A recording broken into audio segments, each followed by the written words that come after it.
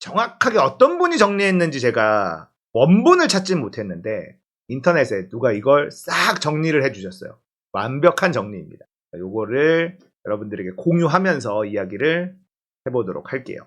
한미동맹 복원, 대북 억지력 강화 검토. 자, 이러면서 우리가 정권을 잡으면 망가졌던 한미동맹을 복원하겠다. 이런 주장을 했었죠.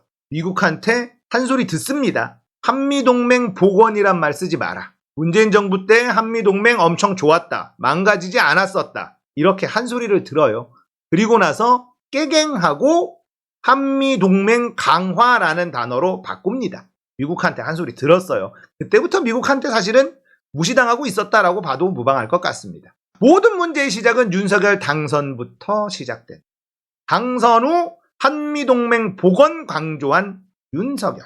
한미동맹 강화 드라이브, 한국 기업들의 훈풍 몰고 올까? 자, 이런 기사들이 막 나옵니다. 미국 진출 반도체 자동차 배터리 기업들의 호재다. 한미 관계가 문재인 정부 때보다 훨씬 더 좋아질 거니까 호재다. 이런 말 같지도 않은 기사들이 막 쏟아졌어요. 윤석열 당선인이 조 바이든 대통령과 전화 통화를 했고 굳건한 한미 공조의 필요성을 강조했다. 뭐 이런 얘기를 했다는 거예요. 그러니까 기사들이 막 이제 우리 기업들 미국에 아주 이제 훈풍 분다. 이런 기사를 썼습니다. 자, 윤석열 당선되자마자 바이든과 통화하면서 우리 기업이 미국에 엄청난 투자 약속을 합니다. 우리 기업이. 미국이 아니라 우리 기업이 자, 한미동맹 이제 복원합시다. 우리가 돈 좀 드릴게. 자, 조선비즈. 미국 매체들이 싫은 거예요. 현대차 바이든 방한 때 9조 원 공장 대미 투자 발표한다. 이게 미국 매체들 사이에서 흘러나오고 있다는 거예요. 미국 조지아주에 70억 달러 규모의 전기차 공장 설립하는 계획을 발표할 예정이다. 이런 뉴스가 미국 통해서 흘러나오더라. 이거를 조선일보가 보도를 합니다. 현대차가 우리가 미국에 9조 원 퍼들여서 고용도 창출할게요. 이런 얘기를 한 거죠. 추가 발표, 6조 추가 발표합니다. 사업 지속 지지 요청합니다. 총 13조 3천억 규모를 투자한다고 발표합니다. 정의선 현대자동차 그룹 회장이 말이죠. 바이든이 왔을 때. 한미동맹, 한미 관계가 더 좋아질 거니까 우리 퍼드립니다. 미국에 퍼드립니다. 현대차 투자한 김에 13조 갈게요. 13조 갑니다. 그리고 2달 뒤 펠로시가 한국에 옵니다.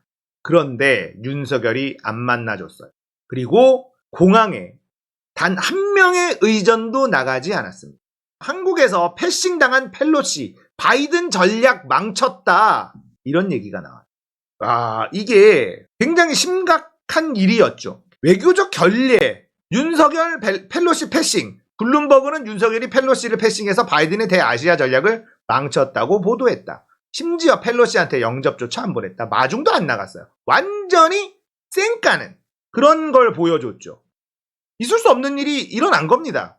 우리나라 언론이 이걸 가지고 크게 비난하지 않았어요.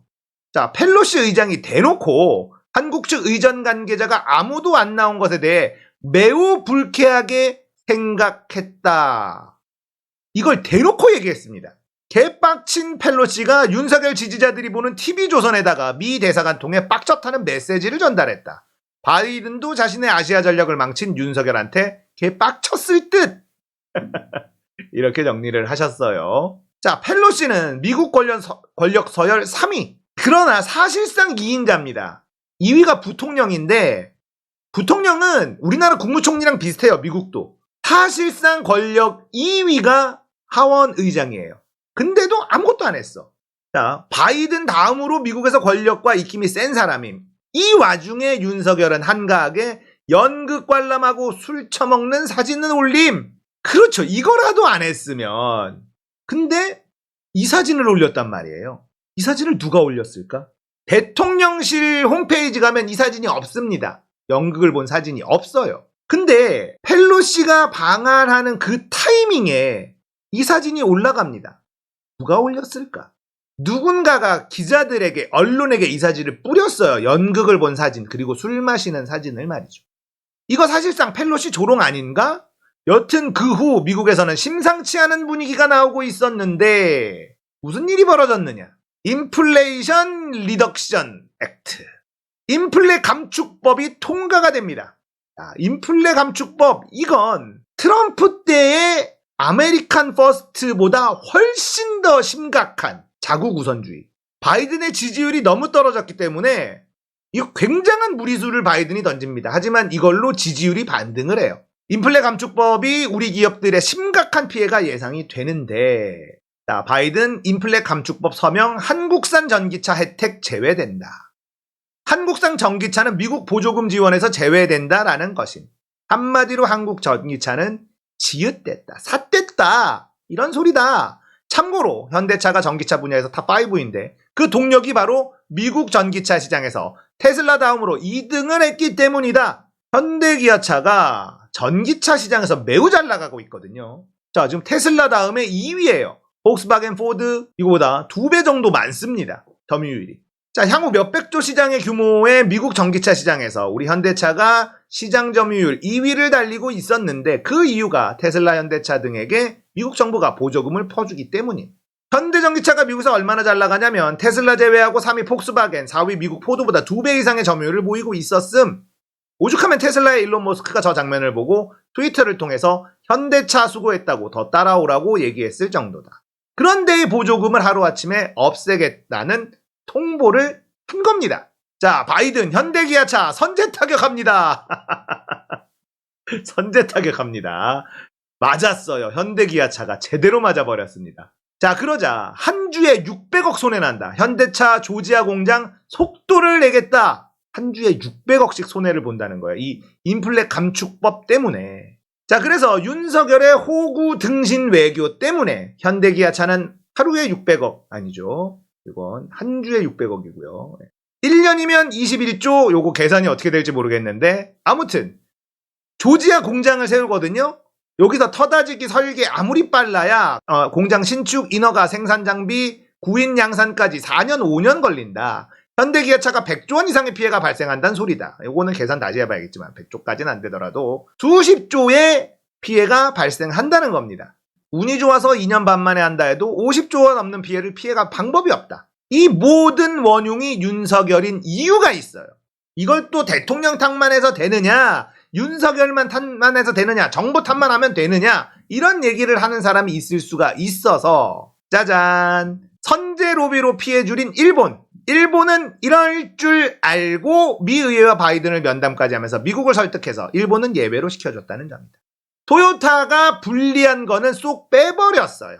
그러니까 일본은 미리 로비를 해서, 의회 로비, 정부 로비를 해서 이 인플레 감축법에 대한 피해를 줄였다는 겁니다. 그러니까 우리나라는 등신처럼 가만히 있다가 퍼주고 쳐맞기만 했다는 얘기가 되는 거죠. 일본은 선제 대응해서 피해 없게 만들었지만 우린 이제야 부랴부랴 대책 마련하는 중이다. 오늘도 윤재앙은 대통령도 행복하다면서 술이나 퍼마시고 있겠지. 하도 답답하니까 여당 의원들이 야당 몇 명 데리고 미국을 찾아갔는데 정진석이 표정 봐. 뒤통수 맞은 느낌. 여야 박미단 미국의 인플레 감축법 우려 전달. 우려를 전달하면 뭐합니까? 사인 이미 했는데. 문제 제기했지만 미국 설득 난관. 정진석이나 뭐 이런 사람들 보세요. 안 돼 돌아가. 추경호부터 박진까지 한미 FTA가 있는데 뭔 소리냐면서 난리치고 있는데 미국은 들을 생각도 안 하고 있다. 더 화가 나는 건 한국이 뒤통수 당하는 동안 일본은 선제 대응 그리고 설득을 해서 선제 로비까지 해서 피해가 없다. 일본의 자동차사 도요타는 피해를 안 입었다는 겁니다. 그러니까 미국의 립서비스는 해줘요. 미국 한국 분노 잘 안다. 분노는 잘 안 돼. 그래요. 심각해진 현대차 사태. 한국 분노 잘 안다. 그래도 니네 예외는 안 돼. 이렇게 얘기했다는 거예요. 미국과 일본이 직접 FTA 맺은 나라도 아닌데 일본은 잘도 빠져나갔고 우리는 안 돼. 윤석열이 한미동맹 복원한답시고 미국에다가 수십조짜리 반도체 퍼줘, 첨단 미세공정 생산공장도 퍼줘, 그것도 못 알아서 현대기아차 전기차 공장도 퍼줘, SK도 배터리 공장 퍼줘. 다 퍼줬는데 돌아온 건 얼얼한 뒤통수다. 이거 뒤통수를 제대로 맞았다. 사실 뭐 뒤통수랄 것도 없다. 무식, 무지, 무능 그 자체인 윤석열이 미국 펠로시 패싱하면서 미국의 대아시아 전략을 망쳐놨으니 주는 대로 받는달까? 14조 선물 현대차에 딴소리하는 바이든의 속내는, 야, 이걸 다 받아놓고 뒤통수를 또 칩니다. 자, 발등에 불 떨어진 윤석열은 인디애나 주지사를 접견합니다. 근데 여기서도 메모지만 봐요. 와, 진짜 너무 창피해가지고 눈도 안 마주치고 메모지만 보고 있고요. 인디애나 주지사는 한심한 듯이 윤석열을 쳐다보고 있었습니다. 그런데 우리 언론에서 이걸 또 숨겨줍니다. 근데 아리랑 TV에서 이게 다 나왔어요. 대한민국 언론 좀 정신 좀 차려라. 왜 숨겨주냐 도대체. 인디애나 주지사가 한심하게 쳐다보고 있는 그 장면을 보면 와, 진짜 자괴감 듭니다. 우리 대통령이 이렇게 등신 같나. 뭐 대단한 얘기를 하지도 않았습니다. 근데 메모장만 보고 있어요. 또 눈을 안 마주쳐. 펠로시 패싱하고 개인 일정으로 방한한 미국 인디애나 주지사 만나서 미국 인플레 감축법 우려 크다고 전달. 미국 50개 주 중 하나인 인디애나 주지사한테 얘기하면 미국 의회가 들어준대? 아무런 의미가 없는 짓을 한 거죠. 인디애나 주지사가 무슨 힘이 있어요. 무능 독재검찰 정권인 윤석열은 호구 외교 그 자체임.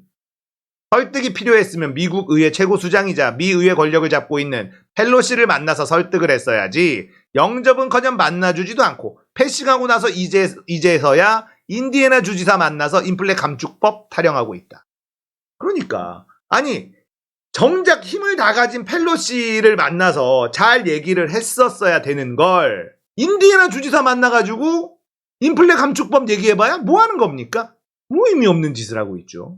미 전직 관료들 펠로시 만나지 않은 윤 미국 모욕한 것이다. 한 목소리를 냈다라는 기사가 나왔습니다. 공동의 가치 수호하지 않는다는 신호를 보낸 것이고 중국 달래려는 계획이었다면 성공 못할 것이다. 하나만 해야 되는데 중국도 미국도 일본도 지금 어느 한 군데도 그래도 이쪽은 우리 편이다. 이게 없어요. 이게 없고 다 무시당하고 있어요. 중국, 일본, 미국한테 미중일한테 전부 다 무시당하고 있는 게 지금 현재 윤석열의 외교입니다. 일본 기시다 아직까지 정상회담 아직 안 하고 있잖아요. 안 하고 있어요. 자, 오죽하면 미국 관료들이 한국 외교가 얼마나 참사를 일으키고 있는지 윤석열이 미국을 모욕했다고 지적했을 정도다. 월스트리트 저널에 한미 동맹 복원한다고 하지 않았나? 복원이 아니라 파탄 같은데? 결론. 검사들이 수사를 제외한 분야에서 얼마나 무능하고 문제가 많은지 윤석열을 통해 잘 알 수 있다. 윤석열의 무식하고 무지하고 무능한 외교 때문에 앞으로 현대기아차는 5년간 100조 원이 넘는 피해를 입을 것이다. 자, 물론 이 피해 금액은 약간 많이 오바된 것 같기는 해요. 가장 심각한 건 이런 걸 보도해야 할 기레기 외람이들이 이런 내용에 대해선 보도도 안 하고 모른 척 중이며 권성동 노래 부른다고 박수치며 호! 이러고 있고 나 같은 일개 시민이 이런 글을 작성해서 알리고 있다는 그래도 나름대로 깔끔한 정리라고 생각해서 여러분들께 공유합니다. 윤석열 정부 검찰 출신 인사와 문재인 정부 초기 내각 비교하면 장관급, 서울지검, 중앙지검, 지검 전부 다 검찰 출신입니다. 내각이. 장관, 차관, 문재인 정부 때입니다. 대검, 검사 출신 한 3명, 장관급에는 없고. 그러니까 얼마나 심각한지 확인할 수가 있죠. 윤석열 정부가 대미 외교를 망쳤다. 파탄을 내버렸다. 근데 대미 외교뿐 아니라 지금 우리나라와 사이가 좋다라고 말할 수 있는, 관계가 더 좋아졌다라고 말할 수 있는 나라가 단 한 곳도 없습니다. 러시아, 중국, 유럽, 그 어디도 우리한테 호의적인 나라가 없어요. 미국한테 다 퍼주고 뒤통수 제대로 시게 맞았고 일본한테도 계속 화해 제스처를 하고 있는데 일본이 쳐다보질 않아요. 중국은 중국대로 우리를 무시하고 있습니다. 이게 지금 현실이에요. 외교가 완전히 사라져버렸죠. 전 세계 어느 나라도 우리나라를 좋아하지 않아요. 지금 현재는 말이죠. 윤석열 정부를 좋아하지 않는다라고 이야기하는 게 맞겠죠. 외신에서는 윤석열을 대놓고 무시하고 있습니다. 기본을 배워야 한다라는 말까지 나오고 있고요. 이게 엄청나게 화제가 되고 있죠. 이런데도 윤석열 정부는 정신을 못 차리고 있어요. 인적 쇄신 전문가들을 쓸 생각도 없고 오로지 자기가 믿을 수 있는 검사 출신들만 주변에 계속 놓고 있습니다.